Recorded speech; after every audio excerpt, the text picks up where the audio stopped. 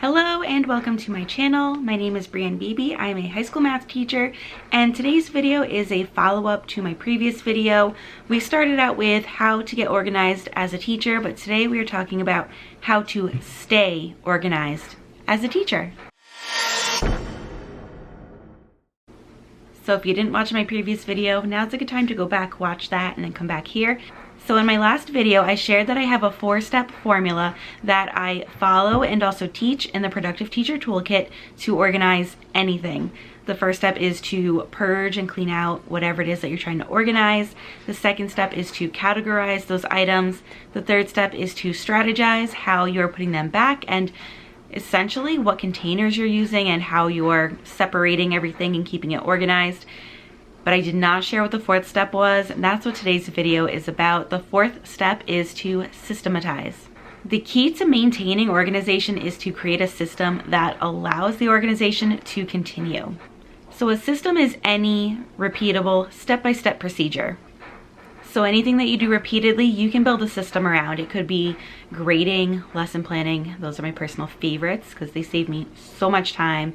It could be how you do your report cards, how you distribute and collect supplies with your students. It could be anything in your classroom and in your home. You can create systems for anything that you do repeatedly.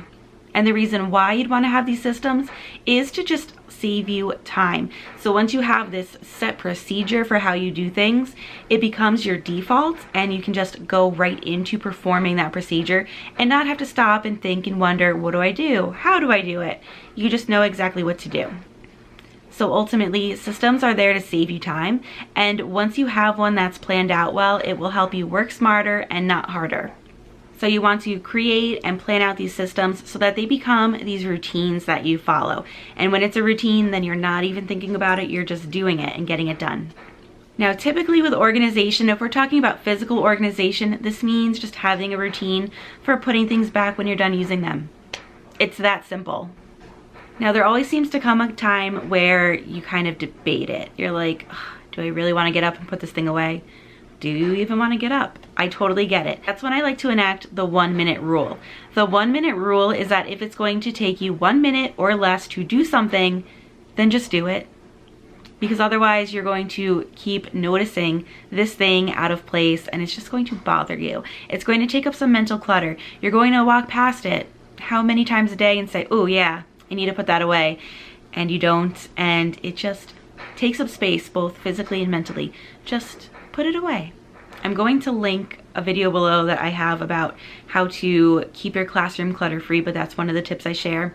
Another one is to use a 10-minute tidy. I like to do a 10-minute tidy at the end of the day, just before I leave, go through the classroom, straighten up the desks, pick up the pencils that are on the floor to use the next day. Anything that's out of place, papers that students left behind, I will put them into their designated spot. Sometimes it's the recycling bin, sometimes it's our absent work folder, just so I can hold on to it for them because, you know, I don't have a designated lost and found. I usually don't need one. Just anything like that, anything that's out of place, just put it away. So that helps me keep the classroom clean overall. But the 1-minute rule that I referenced previously is really about keeping your organization solid. And speaking of keeping your organization solid, just be aware and open to the fact that at some point, organization falls apart. And that's just because things change. It's inevitable. Change happens, and when it does, we might need to adjust our organization. Now, there are certain organizational systems that I've had and have not changed. If you've ever seen my desktop paper flow video, it's like one of the first videos I ever put up. That is still exactly what I do. That has not changed. It had to be tweaked during the pandemic, and now we're kind of back to what it was. But other than that, like, that's completely the same. Other organizational systems I've tried, some things worked with certain groups of students, and then the following year with a new group of students, I had to make adjustments. When I think about adjusting organizational systems, the biggest example I have of having to change it rapidly was just storing everything that I used to feed my kids as they grew up. When they were little babies, you know, there were bottles everywhere and we had to store the bottles. And then they started eating food and we had to find a place to store the bowls and the utensils and those food items. Then they kind of grew into the next stage of food, and that changed all over again. So I have certain cabinets in my kitchen that have just been through so many different organizational systems, and it's because of something like that. My kids and their needs changed as they grew. So just know that at some point you might have to change your organizational system. Don't try to force it if it's not working. Just be open to finding a new solution. So this video, it had one answer: systems are your solution for staying organized. But I also wanted to invite you to attend the Organized Teacher Summer School. We are starting, if you're watching this video live, this week.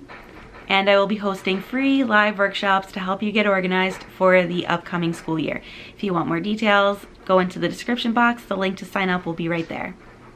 And that is everything for this video. If you have any questions, please leave a comment. And as always, thanks for watching.